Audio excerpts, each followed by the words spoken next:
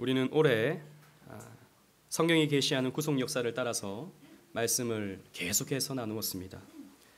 창조와 인간의 타락, 그리고 창세기 3장 15절에 계시된 원시 복음을 통해 점진적으로 계시되는 예수 그리스도에 대한 복음을 1년 동안 살폈던 것이죠. 아담 이래로 여인의 후손과 뱀의 후손으로 갈라지는 역사를 우리는 확인했습니다. 그래서 아벨의 후손들, 그리고 셋으로 이어지는 언약 자손의 후손들, 그리고 가인의 후손들의 차이점을 우리는 살펴보았죠. 그리고 여인의 후손, 즉 언약 백성은 아벨로, 셋으로, 그리고 계속해서 이어지다 노아로 이어졌지만, 하나님은 역사 속에 다가올 최후 심판을 가르쳐 주시기 위해서 홍수로 세상을 심판하시고 노아를 통해 방주를 예비하시사 그곳에 의로운 자들을 구원해 내셨습니다. 여기까지가 창조 시대였죠. 홍수 심판 후에는 족장 시대가 펼쳐졌는데, 하나님은 아브라함을 찾아오셔서 그에게 자손과 땅을 약속해 주셨습니다. 그 언약이 이삭을 통해 성취되고 또 갱신되었고, 또 아브라함의 아들 이삭을 통해 또 그 언약이 갱신되고 성취되었으며, 또 이삭의 아들 야곱을 통해 갱신되고 이어졌을 뿐만 아니라 성취되었을 뿐만 아니라 또 야곱의 12 아들들을 통해서 하나님의 언약이 성취되고 갱신되는 것을 우리는 살펴보았습니다. 하나님은 이 창조 시대와 족장 시대를 거치면서 예수 그리스도를 점진적으로 계시해 주었죠. 언약의 궁극적인 실체인 여인의 후손을 아벨과 같이 죽는 자로서, 또 방주와 같이 언약 자손을 품어 구원해 내시는 분으로서, 또 아브라함의 혈통적 후손으로서, 또 이삭과 같이 제단에 바쳐져 죽는 것 같으나 다시 살아나는 자로서, 요셉과 같이 비하되었다가 다시 승귀되는 자로서, 또 유다와 같이 다른 일을 대신하여 대속하는 자의 모습으로서 복음의 실체인 여인의 후손 예수 그리스도가 점진적으로 계시되는 것을 우리는 살펴보았던 것입니다. 그래서 우리는 지난 1년 동안 이 창세기의 말씀을 통해 계시되는 예수 그리스도를 집중해서 이 구속사의 메시지를 살펴보았던 것입니다. 드디어 우리는 족장 시대를 지나 출애굽과 광야 시대를 살펴보게 되었습니다. 제 아내가 이제 창세기 끝나면 언제 이 시리즈가 끝나냐 이렇게 제가 처음에 한 3년 정도 생각하고 시작을 했는데, 이 창세기 말씀을 훑으면서 가다 보니까 뺄 수가 없어요. 사실 지금도 사실 놓친 아쉬운 그런 본문의 말씀이 많아가지고 한 10년 후에 창세기 강해를 다시 해야겠다 이런 생각이 있습니다만, 언제 끝날까 저도 모르겠습니다.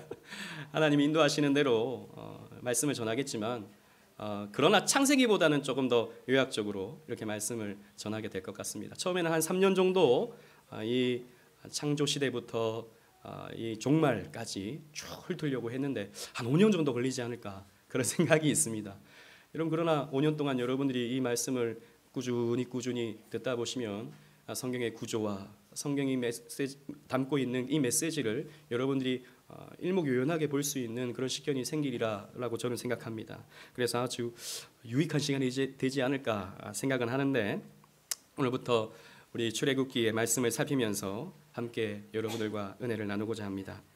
우리 먼저 언약 자손을 향한 바로의 공격과 하나님의 보호의 내용을 먼저 살피겠습니다. 우리 6절로 9절 말씀 다 같이 읽어보도록 하겠습니다. 출애굽기 1장 6절로 9절 말씀입니다.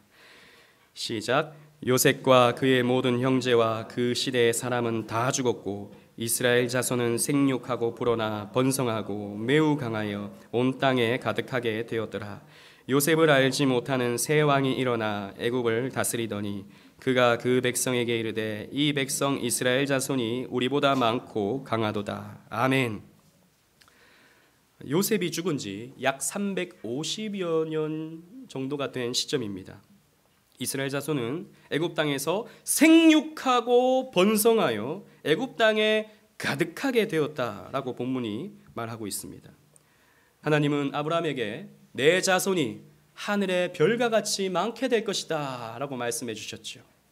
그리고 야곱에게는 내 자손이 저 바다의 모래와 같이 많게 될 것이다 라고 약속해 주셨습니다. 그 약속이 애굽 땅에서 성취되고 있습니다. 그래서 생육하고 번성하게 된 것이죠. 하나님의 언약은 언제나 이렇게 신실하게 성취되는 것을 볼 수 있습니다. 하나님의 언약은 하나의 오차도 없이, 하나의 실패함도 없이 완벽하게 성취되는 것입니다.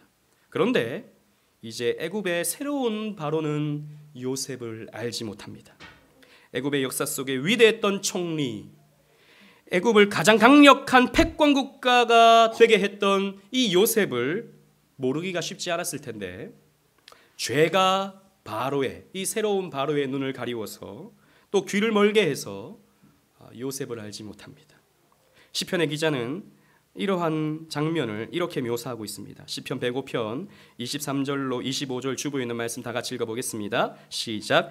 이에 이스라엘이 애굽에 들어가며 야곱이 함의 땅에 나그네가 되었도다.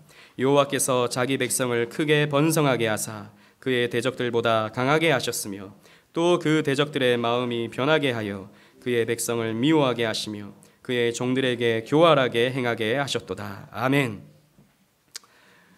하나님이 바로를 죄 가운데 내버려 두셨습니다. 죄 가운데 유기하신 것이죠.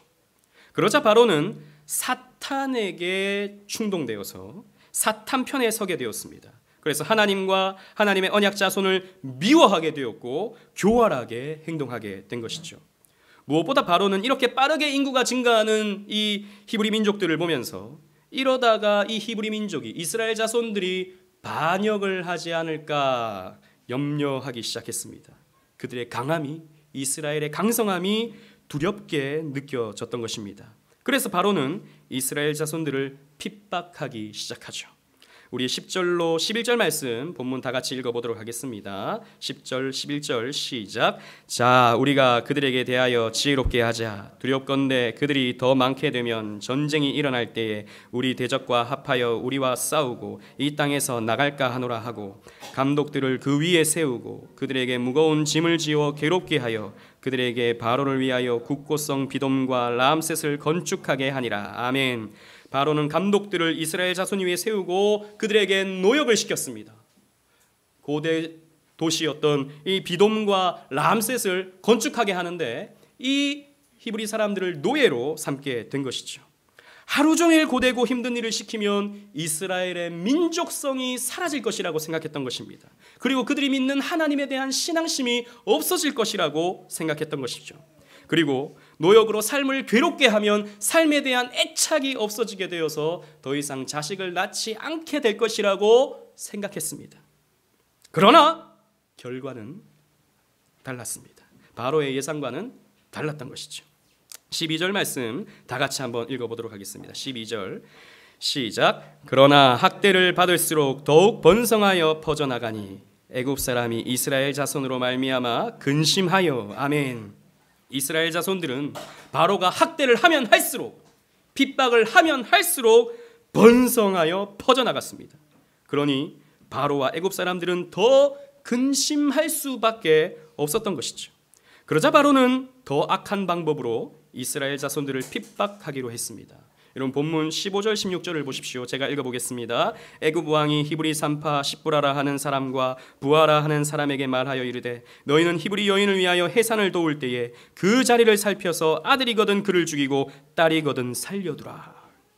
바로는 히브리 산파들에게 이제 앞으로 히브리 즉 이스라엘 자손의 자녀가 태어나거든 딸이면 살려두고 아들이면 죽여버려라 라고 명령을 하였습니다. 여자들만 키워서 나중에 여자들만 자라게 되면 이제 그 여자들이 어떻게 되겠습니까? 애굽 사람과 결혼하게 될 것 아니겠습니까? 그러면 이스라엘의 민족성이 사라질 것이다 라고 생각했던 것이죠. 그리고 남자들을 죽여서 그들의 군사력을 약화시키려고 했던 것이죠. 그리고 무엇보다도 이스라엘 민족의 씨를 말려버리려고 했던 것입니다. 하지만 이마저도 바로의 뜻대로 되지 않았습니다. 17절 말씀을 다 같이 읽어보도록 하겠습니다. 본문 17절 말씀 시작. 그러나 산파들이 하나님을 두려워하여 애굽 왕의 명령을 어기고 남자 아기들을 살린지라. 아멘. 생명은 하나님이 주신 것으로 귀하게 여기는 것이 히브리 사람들의 생각이었습니다. 그들은 어릴 때부터 하나님에 대한 신앙을 갖고 있었고 하나님이 우리에게 생명 주셨다라고 하는 것을 조상들에게 들었기 때문에 생명은 하나님께서 주시는 것인데 어떻게 우리가 아이를 죽일 수 있는가 생각하면서 아이들을 죽이지 아니하고 살려 두었던 것이죠. 히브리 산파들은 바로보다 하나님을 더 두려워했던 것입니다. 그래서 바로에게 거짓말을 했죠. 18절 19절을 보시면 제가 읽어보겠습니다. 애굽 왕이 산파를 불러 그들에게 이르되 너희가 어찌하여 이같이 남자 아기들을 살렸느냐. 산파가 바로에게 대답하되 히브리 여인은 애굽 여인과 같지 아니하고 건장하여 산파가 그들에게 이르기 전에 해산하였더이다 하매.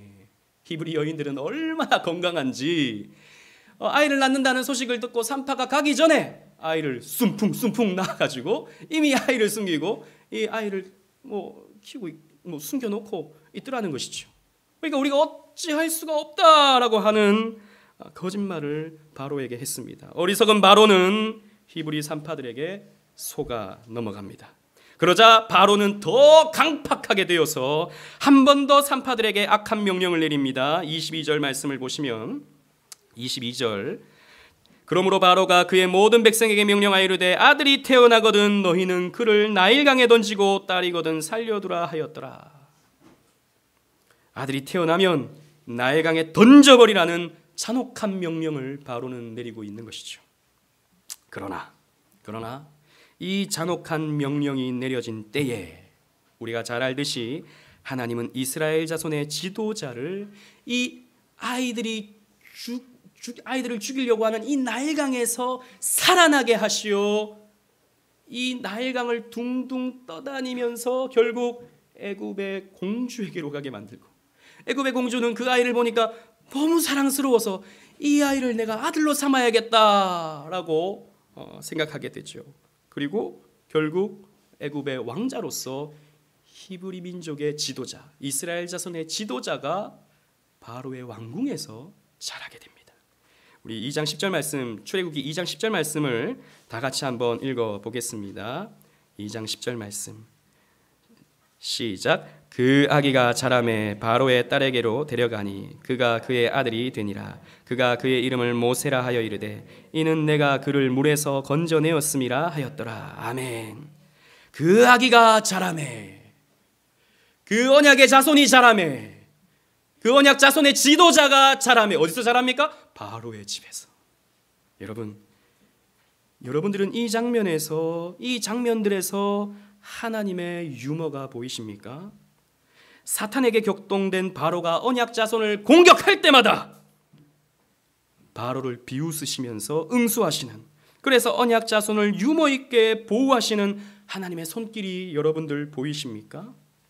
여러분, 오늘 설교 제목이 하나님의 비웃음인데, 아니 목사님 어떻게 하나님에게 이런 비웃음이라고 하는 이런 표현을 쓰십니까? 하나님의 거룩한 웃음 이래야 되는 것 아닙니까? 하지만 여러분 성경을 보십시오. 주보에 있는 말씀 다 같이 한번 읽어보겠습니다. 시편 2편 2절 3절 말씀입니다. 시작. 세상의 군왕들이 나서며 관원들이 서로 꾀하여 여호와와 그의 기름 부음 받은 자를 대적하며 우리가 그의 맨 것을 끊고 그의 결박을 벗어버리자 하는도다. 하늘에 계신 이가 웃으시며 주께서 그들을 비웃으시리로다. 아멘. 세상의 군왕들이, 세상의 왕들이, 그리고 세상의 관원들이, 힘 있는 자들이 서로 꾀하면서 하나님과 예수 그리스도를 대적할 때에 우리가 하나님으로부터 매인 것을 끊어버리고 하나님으로부터 결박된 것을 끊어버리자 할 때 하나님은 아이고 이놈들 어떻게 이런 일이 라면서 놀라시거나 걱정하시거나 답답해하시거나 그러지 아니하시고 하나님은 웃으시며 하나님은 그들을 비웃으시리로다. 성경이 이렇게 말씀하고 있는 것입니다. 그래서 여러분 오늘 이 제목은 아주 성경적인 제목입니다. 바로는 이스라엘 사람들을 핍박하면 이스라엘 사람들이 아이를 낳지 않을 것이라고 생각했지만 하나님은 비웃으시면서 이스라엘 자손들의 태를 열어 더욱 번성하게 하시는 것이죠. 바로는 이스라엘 남자아이를 죽이라고 명령했지만 하나님은 비웃으시며 그 산파들의 마음을 움직이셔서 하나님을 경외하게 만들었고 용감하게도 바로 앞에 거짓말을 하게 만들었습니다. 바로는 히브리 사내 아이를 나일강에 던지라 했지만 하나님은 비웃으시면서 바로의 딸이 히브리 사내 아이를 나일강에 건지게 하시어 자기의 아들로 삼고 바로의 집에서 그 아이를 키우게 만들어 버리십니다. 여러분, 참으로 아이러니한 장면이죠. 하나님은 이렇게 비웃으십니다. 천하를 다 가진 듯 자기 뜻대로 해보겠다고 미친 듯이 날뛰는 바로를 보시면서 하나님은 비웃으시는 것입니다. 사탄은 자신이 잡은 공중권세로 바로를 이용하여 여인의 후손 하나님의 언약 자손을 멸하려고 했지만 하나님은 비웃으시면서 모세를 바로의 궁에서 자라게 만드시는 것이죠. 여러분, 보십시오. 세상의 군왕은, 세상의 관원은 하나님의 적수가 되지 못합니다. 사탄은 끊임없이 불신 세상을 자극하면서 반성경, 반기독, 반신앙, 반교회 운동을 펼쳐가고 있습니다. 여러분, 이슬람 세력이 점점 세계 곳곳과 이 나라를 잠식해오죠. 이제 영국은 더 이상 기독교 국가가 아닙니다. 저 구라파 유럽은 더 이상 기독교 국가가 아닙니다. 이슬람 국가예요. 이민 온 그 아랍 사람들이 얼마나 그곳에서 생육하고 번성하는지, 아이를 얼마나 많이 낳는지, 인구의 가장 많은 부분을 차지하는 종교가 이제 이슬람이 되었습니다. 우리나라에도 점점 난민을 통해서 또 여러 이민을 통해서 이런 이슬람 사람들이 침입해 들어오고 있죠. 점점 전 세계는 이슬람화 되어가고 있습니다. 하나님이 주신 법을 버려버리고 이 나라는 낙태법과 간통법을 이미 통과시켜 놓았습니다. 뭐잖아 이 나라는. 그런 일이 있으면 안 되지만, 그러나 청소년들이 내 성적 정체성을 내가 결정하겠다라고 하는 그 권한을 이 나라가 법으로 보장하게 되는 때가 올지도 모릅니다. 그리고 동성결혼이 합법화되는 날이 올지도 모릅니다. 몇몇 사람들은 이 법이 통과되면 더 이상 교회는 설 자리가 없을 것이다. 더 이상 하나님을 경외하는 사람들을 찾기가 힘들 것이다. 사람들은 방종하게 되어서 자기 마음대로 살기를 원하게 되면서 점점 하나님을 잃어버리게 될 것이다 라고 걱정합니다. 물론 우리는 걱정하고 이런 것을 막기 위해서 우리는 최선을 다해야 하고 기도해야 합니다. 그러나 여러분, 그런 모든 법이 통과된다 하더라도 하나님은 웃으십니다. 하나님은 사탄에게 사로잡힌 이 세상의 군왕들의 웃음소리를 들으시면서 하나님은 비웃으십니다. 하나님은 우리가 상상하지 못하는 방법으로, 하나님은 사탄이 상상하지 못하는 방법으로 언약 자손을 보호하시고 지키실 것이기 때문입니다. 그러므로 여러분, 이 세상에 무슨 법이 통과되고 무슨 일이 일어났다 하여 너무 호들갑을 떨 필요가 없습니다. 이 세상에 그 어떤 일도 우리 하나님을 당황시키거나 우리를 망하게 만들지 못하기 때문입니다. 사탄의 방해가 아무리 극렬해도 사탄의 속을 한가운데서 언약 자손은 자라기 때문입니다. 여러분, 역사를 보면 우리는 그것을 알 수 있습니다. 로마 황제 네로는 그리스도인들이 로마에 불을 질렀다라고 뒤집어 씌웠죠.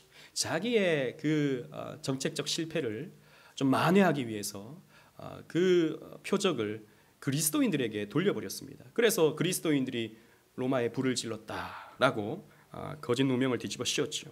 그래서 그리스도인들을 끓는 가마 속에 넣고 그리스도인들을 기둥에 매달고 불을 질러서 가로등처럼 로마의 밤을 밝혔습니다. 이렇게 하면 사람들이 그리스도인들을 싫어하겠지, 이러하면 사람들이 그리스도를 떠나겠지라고 생각했습니다만, 오히려 그 현장에서 찬송하면서 죽음을 맞이하는, 기뻐하면서 죽음을 맞이하는 그리스도인들을 보면서 로마 사람들은 도대체 저 그리스도인들은 죽음조차도 두려워하지 않는 이유가 뭔가라고 생각하면서 그들에게 대한 존경심을 갖게 되었습니다. 그러면서 더 많은 사람들이 예수를 믿게 되었죠. 여러분, 그렇습니다.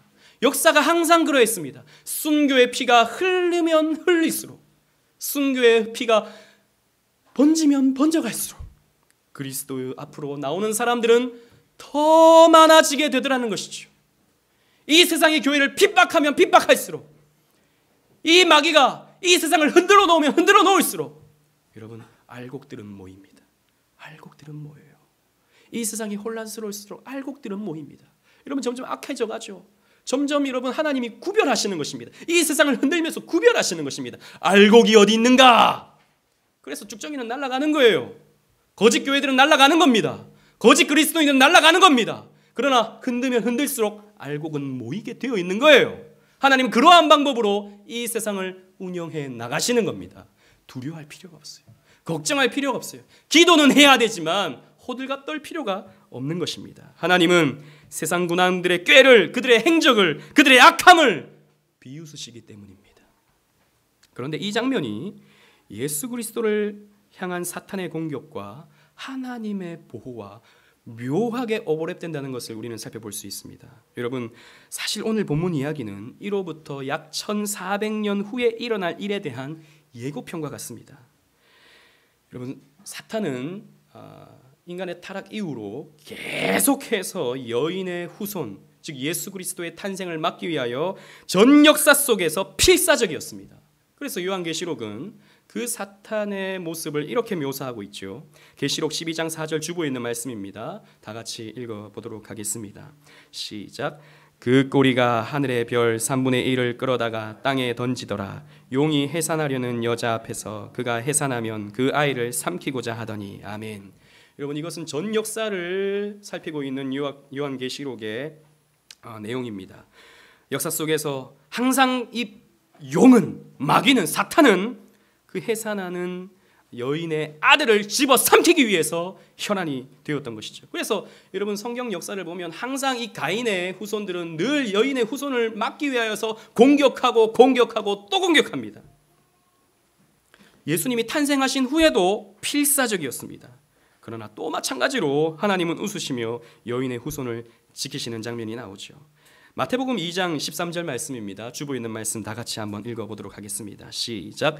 그들이 떠난 후에 주의 사자가 요셉에게 현몽하여 이르되 헤롯이 아기를 찾아 죽이려 하니 일어나 아기와 그의 어머니를 데리고 애굽으로 피하여 내가 내게 이르기까지 거기 있으라 하시니. 아멘.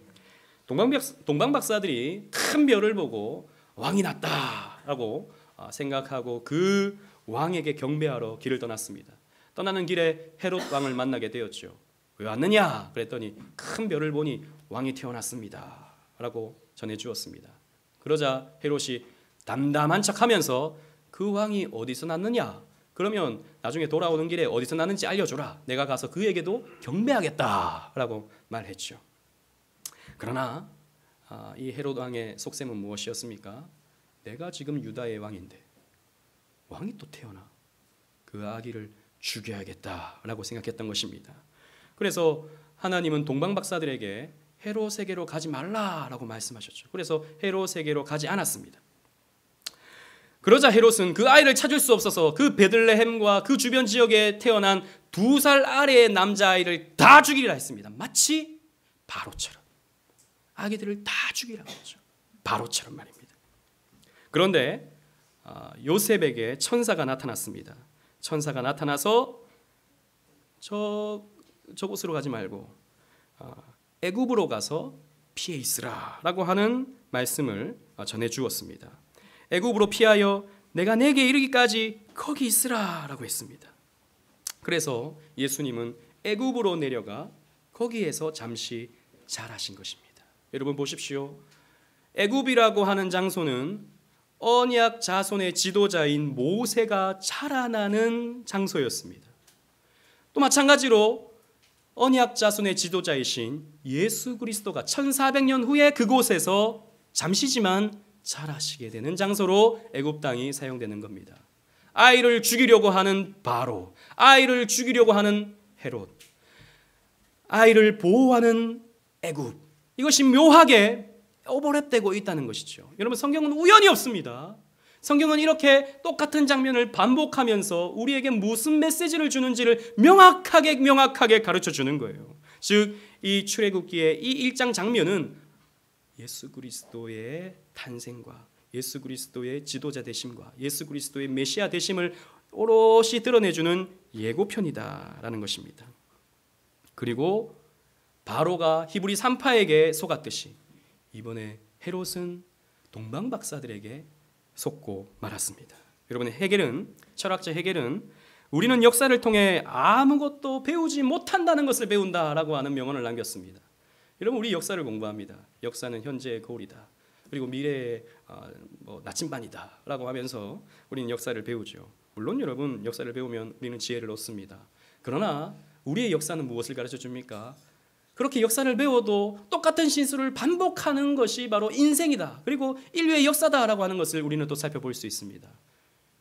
여러분, 우리가 그렇잖아요. 우리는 했던 잘못 또 반복하잖아요. 과거를 통해서 교훈을 받지만 또 잘못하고 또 그 실수를 반복하는 것이 우리들의 모습이 아닙니까? 사실 세상 철학을 잡고 있는 이 사탄이야말로 역사를 통해서 아무것도 배우지 못합니다. 사탄은 처음부터 끝까지 여인의 후손인 예수 그리스도를 죽이려 하죠. 사탄은 당시의 권력자였던 산헤드린 공회원들과 제사장들을 격동하고 또 예수님의 제자 가운데 가룟 유다를 격동시켜서 예수님을 십자가에 매다는 데 성공합니다. 드디어 여인의 후손의 발을 뱀이 물어버린 것이죠. 사탄은 아버지께 거부당하는 아들을 보고 또 뱀에 물려 피 흘리는 여인의 후손을 보면서 악하게 웃었을 것입니다. 내가 이겼다. 드디어 내가 이겼다. 라고 하면서 악하게 웃었을 것입니다. 그러나 최후의 웃음은 사탄의 것이 아니었습니다.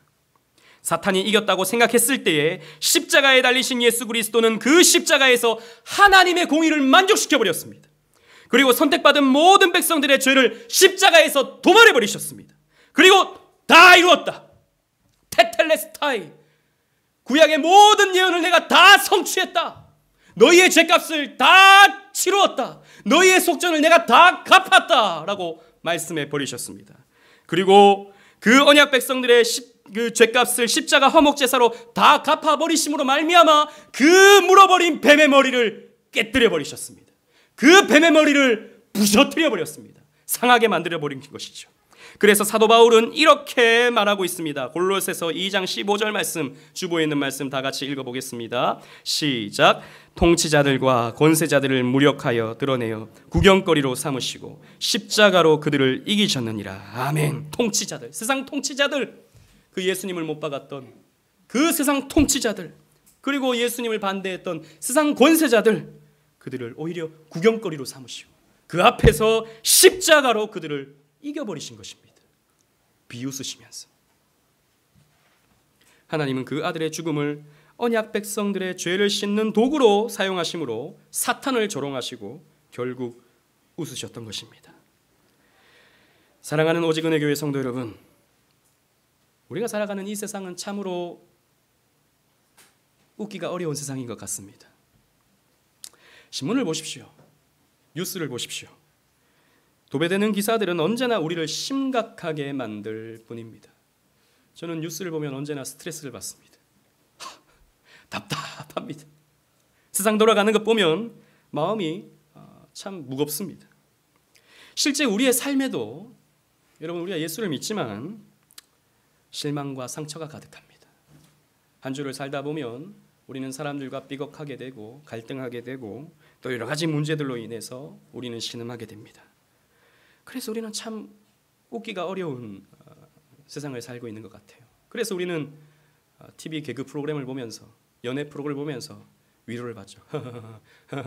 하면서 그래도 위로를 받으려고 하죠.